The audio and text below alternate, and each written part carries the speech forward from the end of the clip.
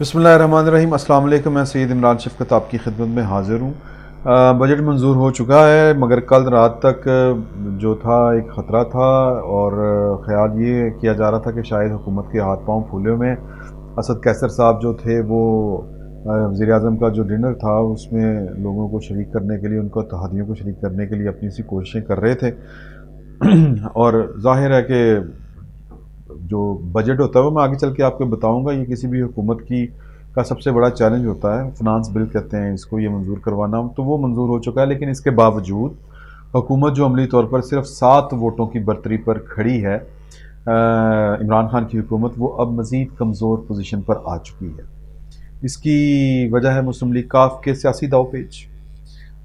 तो क्या आप इसको हुस्ने इत्तफाक कहेंगे कि इधर इमरान खान ने हस्बे रवायत, क्योंकि बजट की मंजूरी से एक रात कबल जो है वो हुकूमत या वज़ीर-ए-आज़म की रवायत चली आ रही है कि वो अपनी पार्टी और अपने जो इत्तेहादी होते हैं उनको इशाइया देते हैं ताकि सुबह जो बिल पेश होना है, फिनांस बिल, वो आसानी से पास हो सके। तो ये था, और ये सबको पता था कि ये हस्बे रवायत ये इस तारीख को खाना होना है वज़ीर-ए-आज़म का। मगर उसके बावजूद जो थी काफ लीग, उसने भी अपनी पार्लिमानी पार्टी का एक कह लें कि डिनर रखा हुआ था।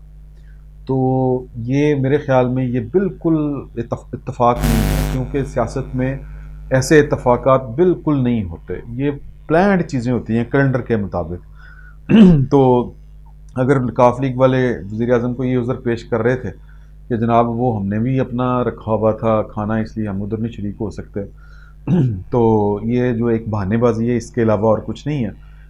काफ लीग ने हत्ता कि यहाँ तक जो असद कैसर साहब थे वो कोशिश करते रहे कि टोकन या अलामती तौर पर ही सही काफ लीग जो है वो अपना कोई एक रुकन भी वज़ीर-ए-आज़म के शाइये में भेज दें, ताकि तासुर जो है वो ये ना जाए कि काफ लीग जो है वो नाराज़ है। तो चौधरी शुजात ने कहा फ़ोन पे असद कैसर को कि नहीं, एक भी बंदा हमारा आपके शाइये में नहीं जाएगा। अलबत्ता वज़ीर-ए-आज़म को कह दें कि जमा खातर रखें, जो फिनांस बिल है इसके लिए हम जो है आपको वोट देंगे। मुमकिन है काफ लीग जो है वो अपोजिशन को सिग्नल दे रही हो इस इशाइये में ना जाकर के, अगर भाई लोगों कुछ करना है तो कर लें, हमारी तरफ से जो है ना वो हाँ है।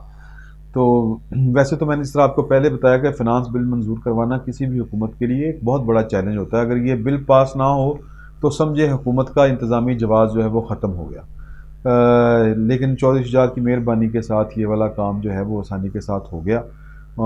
लेकिन ज़ाहिर है ये कि अगर ये बिल पास ना होता तो फिर हुकूमत एक नई हुकूमत तश्कील देना पड़नी थी, और इस नई हुकूमत साजी के लिए फ़िलवक़्त फ़ौरी तौर पर किसी की भी तैयारी नहीं है। ख्वाहिशें बहरहाल कहीं ना कहीं पर इसकी मौजूद हैं। 4 दिन पहले नून लीग के ख़ाया साद रफ़ीक ने कौमी असम्बली में ख़िताब करते हुए वज़ीर-ए-आज़म इमरान खान को एक पेशगी जवाब दे दिया था, जिसका दावा इमरान खान ने कल रात इशाइये में जो अपनी तकरीर की थी उसमें किया था। दावा क्या था कि इमरान खान कहते हैं कि उनके अलावा और कोई चॉइस नहीं है, इसलिए उनकी हुकूमत कहीं नहीं जा रही। ख़ाया साद रफ़ीक ने कह दिया था 4 दिन पहले कि ये यानी हुकूमत को की तरफ उनका इशारा था कि ये समझते हैं कि इनके अलावा और कोई ऑप्शन नहीं है। ये इनकी खुशफहमी है, ऑप्शंस हैं, मगर ये सहूलत अब की बार हमारी तरफ से मैसर नहीं है। मैंने एक हफ़्ता कबल के वीलॉग में ये ख़बर ब्रेक की थी कि मुस्लिम लीग नून के सदर शहबाज शरीफ को हुकूमत साजी की यानी कि प्राइम मिनिस्टरशिप की ऑफ़र है, मगर वो इन हाउस चेंज के बजाय नए इंतखाबात का मुतालबा कर रहे हैं। और वैसे भी जब कोई वज़ीर-ए-आज़म ये कहना शुरू कर दे कि उसकी हुकूमत मजबूत है, वो कहीं नहीं जा रहा, तो इसका सियासी तर्जमा ये होता है कि वज़ीर-ए-आज़म दरअसल अपने इर्द गिर्द कोई ना कोई ख़तरा महसूस कर रहे हैं, और जो ये इमरान खान की हुकूमत के मामले में या इमरान खान साहब के मामले में, तो ये ख़तरा बड़े वाज़े तौर पर जो है वो नज़र भी आ रहा है। इमरान खान अपोजिशन के बारे में अपने ख़िताब में कह रहे थे कि ये करप्शन बचाने के लिए इकट्ठे हुए हैं। अगर इमरान खान की ये बात मान ली जाए कि अपोजिशन जो है वो इकट्ठी है, तो फिर अब तक इमरान खान साहब की हुकूमत ख़त्म हो जानी चाहिए थी अगर अपोजिशन इकट्ठी होती। अगर अपोजिशन इकट्ठी होती तो BNP मैंगल ग्रुप इस वक्त अपोजिशन में बैठ चुका होता और काफ लीग के तावन से तहरीक अदम एतमाद की तैयारियाँ हो रही होती। مگر شاید تحریک انصاف وہ پہلی حکومت ہے جس کے جو وزراء ہیں وہ اپوزیشن سے زیادہ خود وہ اپنے منہ سے اپنی حکومت کی ناکامی کا اعتراف کر رہے ہیں، اور اس حقیقت کے باوجود کہ یعنی وزراء کہہ رہے ہیں کہ ہماری حکومت ناکام ہو گئی ہے، عمران خان کہہ رہے ہیں کہ ہمارے سوا کوئی اور آپشن نہیں ہے۔ اب سوال یہ پیدا ہوتا ہے کہ کس کے پاس آپشن نہیں ہے؟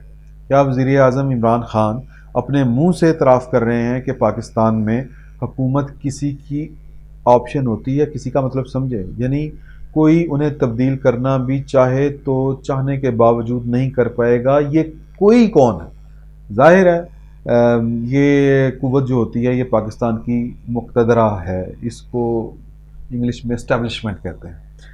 اور ہم نے پاکستان کے حوالے سے میں بات کر رہا ہوں، اپنے ہماری جو جمہوری تاریخ ہے اس میں دیکھا ہے کہ پاکستان کی جو اسٹیبلشمنٹ ہے اس کے پاس آپشنز کی کمی نہیں ہوتی، مگر شاید اس بار یہ کھیل مختلف انداز میں کھیلا جائے، کیونکہ آج ہی قومی اسمبلی میں تھوڑی دیر پہلے تقریر کرتے ہوئے جو بلاول بھٹو کہہ رہے تھے کہ وزیر اعظم کے پاس دو آپشنز ہیں، پہلی کہ وہ غلطی کا اعتراف کریں اور سب کو ساتھ لے کر چلیں، اور دوسرا یہ ہے کہ استعفیٰ دیں اور گھر چلے جائیں، کسی اور کو موقع دیں۔ یہ کسی اور کا مطلب جو ہے نا وہ ہے کہ تحریک انصاف سے ہی کوئی اگلا وزیر اعظم جو ہے وہ لے لیا جائے۔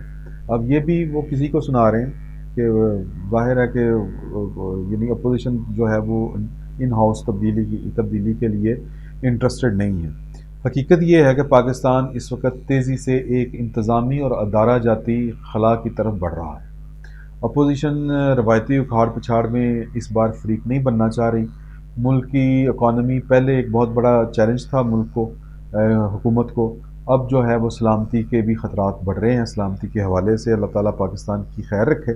یہ جو آج کا حملہ ہے اس کے پیچھے را ہے یہ سب کو پتہ ہے، اور میری جو پچھلا ویلاگ ہے اس میں نے آپ کو بتایا کہ انڈیا جو ہے وہ کن کن کے ساتھ مل کے کیا کیا سازش جو ہے وہ رچا رہا ہے پاکستان کے خلاف۔ تو پاکستان کی جو سیکیورٹی اسٹیبلشمنٹ ہے اب اس کے لیے ایک مشکل وقت آ رہا ہے کہ اس کو فیصلہ کرنا ہوگا کہ وہ حکومت کو سپورٹ فراہم کرے گی یا پاکستان کے خلاف جاری سازشوں کا مقابلہ کرے گی۔ راہ جو ہے وہ میں نے پہلے آپ کو بتایا کہ سندھو دیش کے حوالے سے متحرک ہے۔ ایسے میں پاکستان کی جو سیکیورٹی اسٹیبلشمنٹ کے لیے یہ جو دونوں کام ہیں بیک وقت کرنا مشکل ہوں گے۔ اگر آپ غور سے دیکھیں تو عمران خان جو ہیں وہ سیاسی حوالے سے کمزور تر ہوتے جا رہے ہیں۔ کاف لیگ نے ان کے عشائیے میں شرکت نہ کر کے اشارہ دیا اس سے فائدہ اٹھانا کوئی مشکل کام نہیں ہے۔ اپوزیشن جو ہے وہ جب چاہے یوں کر کے اس سے فائدہ اٹھا سکتی ہے، اور اپوزیشن کا مائنڈ جو ہے وہ کسی بھی وقت چینج ہو سکتا ہے کہ وہ اس کا دل کرے کہ نہیں یار جنرل الیکشن نہیں، اسی سے کام چلا لو، تو یہ ان کی مرضی ہے، کیونکہ یہ جو امکانات سیاست جو ہے وہ امکانات کا ہی کھیل ہوتا ہے۔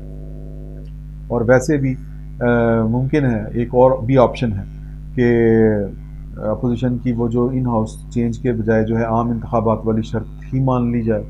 تو میں نے جس طرح پہلے کہا کہ سیاست انہی امکانات کا کھیل ہے، اور یہ امکانات بھرپور طریقے سے پیدا ہو چکے ہیں، جس کا نتیجہ یہ نکل رہا ہے آہستہ آہستہ کہ عمران خان کے پاس چلنے کے لیے اب چالیں کم پڑ رہی ہیں، اور ان کے جو مخالفین کے پاس ابھی بھی چلنے کے لیے سارے پتے موجود ہیں۔ میرے پچھلے ایک ہفتے کے ویلاگز آپ اٹھا کر دیکھ لیں، میں یہی گزارش کر رہا ہوں مسلسل کہ سیاسی منظر جو ہے وہ تیزی سے تبدیل ہو رہا ہے۔ روز کچھ نہ کچھ ایسی کوئی نہ کوئی ڈیولپمنٹ ہو رہی ہے یا ہو جاتی ہے جس سے عمران خان کی حکومت کی کوئی نہ کوئی کمزوری مزید نمایاں ہو کر سامنے آتی ہے۔